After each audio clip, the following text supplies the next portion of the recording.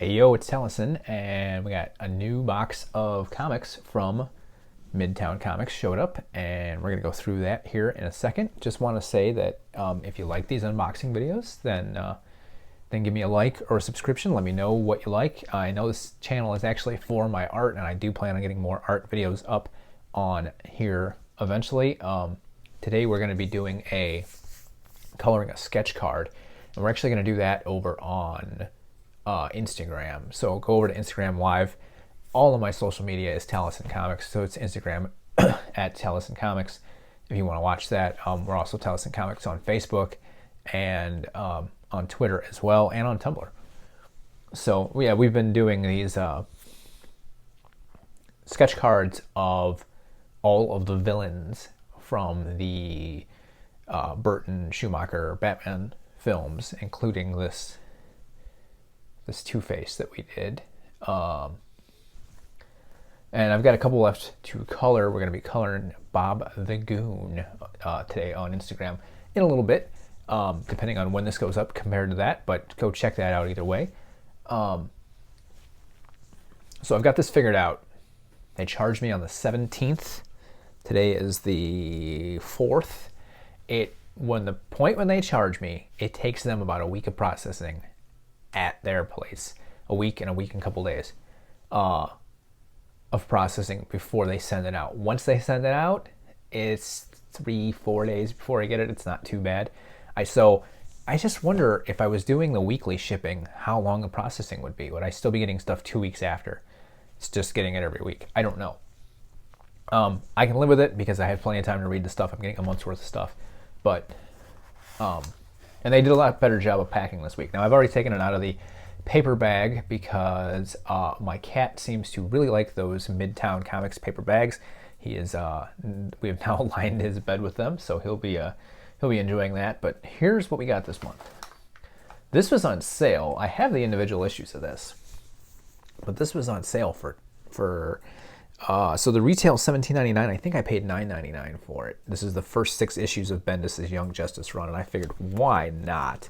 Because it's been really good. Bendis' everything has been really good at DC, and I really like everything going on in Young Justice. So we got that. What's we got here? This looks like number 1 of Death Metal. And it is the Art Germ cover. I'm getting some reflection there. It's Wonder Woman. Now, I haven't read any of Death Metal yet, and I guess I put my pull list in too late for Death Metal number 1. Now, this is Death Metal number 1, and I have it. I'm going to have to read this copy because they didn't send me a regular copy. I ordered this separately. Now, I will be getting a regular copy next month because I said, hey, I want a regular copy, and I went back and ordered one. They still had them in stock. But I'm really excited for that, to see where that goes. What is this? Oh, this is one of the things they do is they bag the stuff so that the barcode is there, which I get why they do it, having worked in a comic shop, and it's going to make it easier to scan into my comic collector program. But what it is the 80th anniversary Green Lantern issue, and of course I had to get the Jim Lee cover.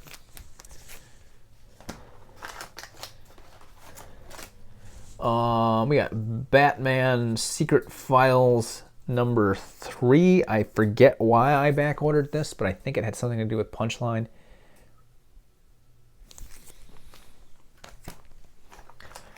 Kind of cool that you can pull from Midtown stuff to get the Free Comic Book Day books that were supposed to be out, because they're doing Free Comic Book Day weekly this summer because of how everything's going with the pandemic. Kind of not cool. Yeah, they shipped it to me for free. Yeah, it's free. Where's my bag and board? They gave me a bag and board for everything else that I paid for. No bag and board for this? That's a little disappointing. I mean, I got it for free, but it's a little disappointing. So this is X-Men number 1 by Hickman. And I've got a bunch of these. My next order should be full of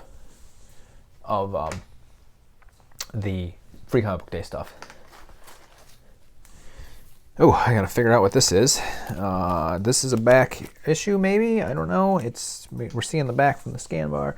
Oh, it's number 11 of Betty and Veronica meet Vampirella and Red Sonja, and it's the Dan Parent covers, which I've been specifically trying to hunt down all of.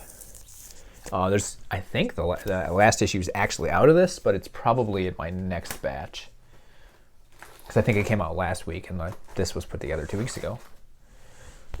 Speaking of Young Justice, we got the Emancipation of Bart Allen new issue of Young Justice, and I really need to catch up on this series because it's been really good. I'm probably going to reread the trade and then jump in from there.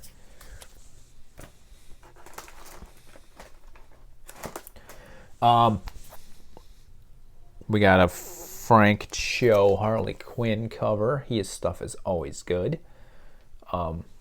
This one was great. A friend of mine posted this on Facebook and said this was an actual illustration of the inside of a woman's mind. This is the Angel and Devil Harley both telling her to do it. There's Death Metal number 2, the regular cover. So I do have a number 2 regular cover of that. I just need the number 1 for my collection. Justice League 48. And my reoccurring theme is I really need to catch up on this stuff. Here's one that I'll be reading today. Superman 23. Bendis' Superman, I read it immediately. And it's now the only problem is the most recent issue, what was it, number 22 that I read last month, was supposed to come back out in March or early April. And it was referencing stuff that happened in a Superman special that came out back in March. And I realized that it actually took place before that special. So it was a little odd. But that's not DC's fault. That's the pandemic's fault. Detective 1024 we got. People are messaging me. I should have turned my thing off. Action Comics number 1023. Again, not a fan of JR. JR's art. Wish he wasn't doing the art on that. I liked Spider-Woman number 1 enough that I picked up number 2, so hopefully it's decent. My big thing about it is I don't like this new costume. It looks like just a ripoff of, let's do a Spider-Woman version of the Miles Morales costume. And all the advertising for this series was her back in the classic costume, which I love that costume. The classic Spider-Woman costume is one of the best costumes of all time, in my opinion. So all the variant covers for that were her in the classic costume, and then she's in a new costume. But this is my obligatory second issue. I'll give it because I liked it, but I don't know if I'm going to keep buying it. This something I don't normally buy, but it was the 100th issue, and I like supporting these Image guys. So the 100th issue of Savage Dragon. This is another one that was packaged because the scan bar's in the back. Got another Justice League. Now, with Justice League being twice a month, I tend to get 2 per box. This is 49. What was the other one? Was the other one 48? Yeah, so 50's next month. First, again, I need to catch up on this stuff, but first issue of Amazing Spider-Man since the pandemic started. So that's cool. Now, this has been great.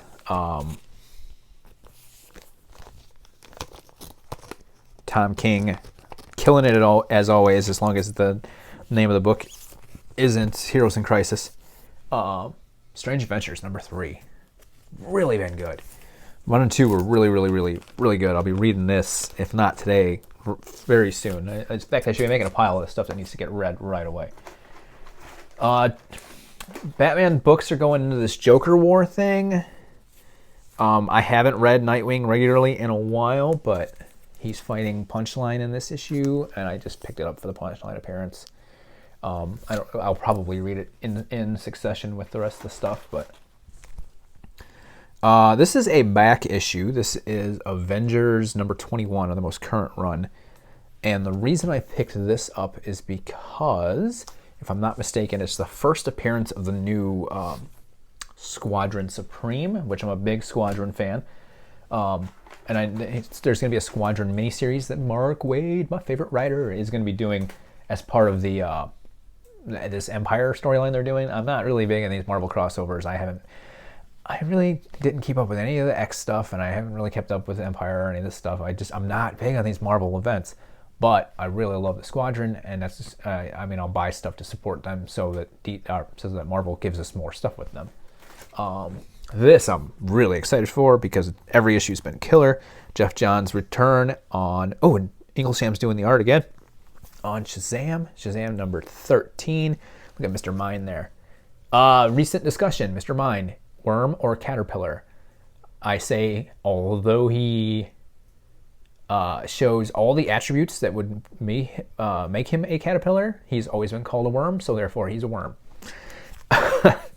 Which is really pedantic. Last month's issue was a fill-in, and I wasn't excited to read it because it was a fill-in, but it ended up being really good. It was like before the series started, after the New 52 series, and it was him it was Shazam just like wanting to help out, so he flies to Gotham to help Batman for a night, and ends up getting in a almost taken down by the Scarecrow because he wasn't prepared for the Scarecrow's gas. And then it's just a nice discussion between him and Batman about, hey, I have these powers and I want to help. Also, I just rewatched the Shazam movie. Man, that's good. It is so good. This is a back issue because I never managed to get this way back when it came out, but it's the Scott Campbell variant cover of Wonder Woman 750, which was her anniversary issue from late last year.